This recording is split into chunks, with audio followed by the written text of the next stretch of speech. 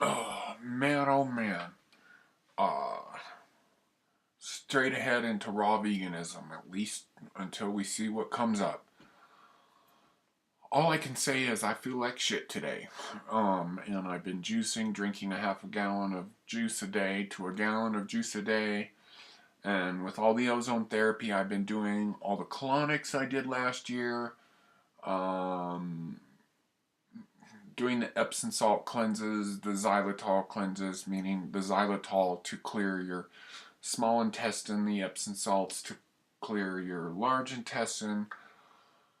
Oh man, and you know when you're on a clearing with your colon that you're not just putting viruses in there when you have diarrhea steady and then you have solid ones. All I can say is I know I'm stirring something up because I feel like crap.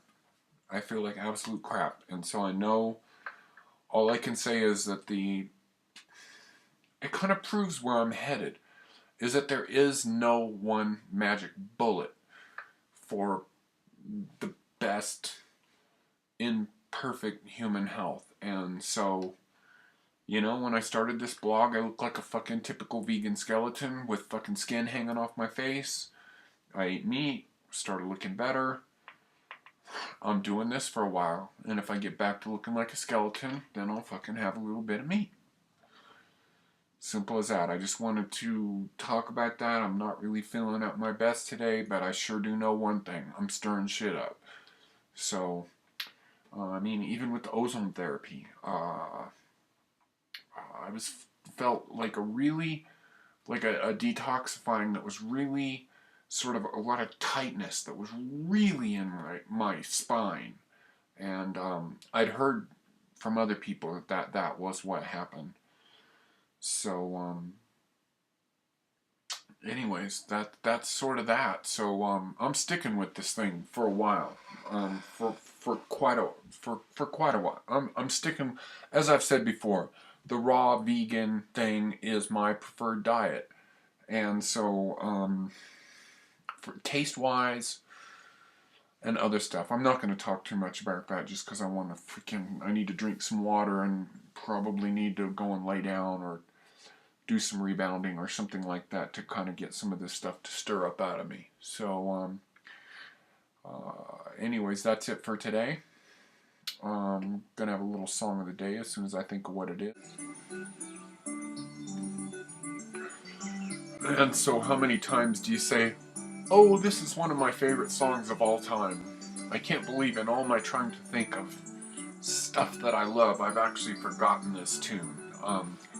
This is Star 6N789 by The Orb.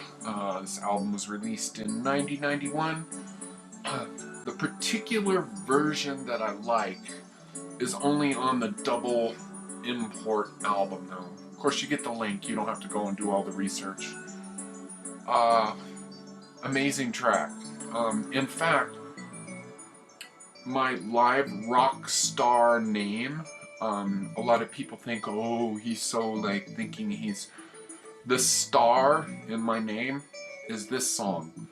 This is one of my just all-time favorite tracks. And also the star, I'm always into double, triple, quadruple, meaning whatever. The star is also the reference of another band from this era, Ultramarine. They had an album called Every Man and Woman is a Star, which is a quotation from Aleister Crowley. So enough of all the background stuff, but oh god, do I love this track.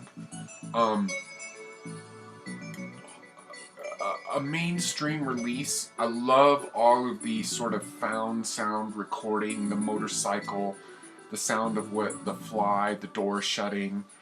God, I just love when people break rules, and this album just totally broke rules. So, also really important for me is whenever I hear this song or think of this song, I think of seeing The Orb at Park Plaza Hotel in 1993, and it was probably my longest period of my life where I didn't do totally straight edge, where I didn't do drugs at all. And of course, this was a time when a lot of people that were into the music that I was doing lots and lots of drugs. And I was at this event, and of course, October 1993, probably everybody but me was on ecstasy or LSD or something like that.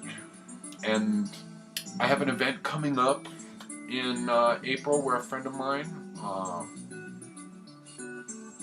should I keep you nameless, Laura? Where I'm going to my first rave event in a while, and I've already told her ahead of time I'm not doing anything. And I already know from this particular event was the first time that I felt this, of when I'm myself, when I'm around people on psychedelics, the psychic vibe comes right into me, and I'm looking big time forward to this. So, more about this track, from the whole gear point of view, and analog synthesizers are really big right now. This particular album and this particular track, as you hear it right now, not real analog, very, very digital. It's a DX7 doing that sort of tinkling, and I know they use the Korg M1 as well. And in fact, I think on the whole album, other than the sort of analog drum machines, the Roland drum machines, Roland 303 bass line, I think the only other analog thing on here was the Korg MS-20. So, very, very digital album, and I know a lot of music people are starting to follow me a lot, and so don't get obsessed with the whole analog thing. You can make great music with lots of different gear, including an iPhone. It's not my method. I happen to think that working on a screen is a very acquired taste. I'm much more into hardware, but don't ever let that hold you back, or listen to any of the sort of all the crap that's out there. So, anyways, song of the day, star 6 and 789 by The Orb, off the import version of Adventures Beyond the Ultra World.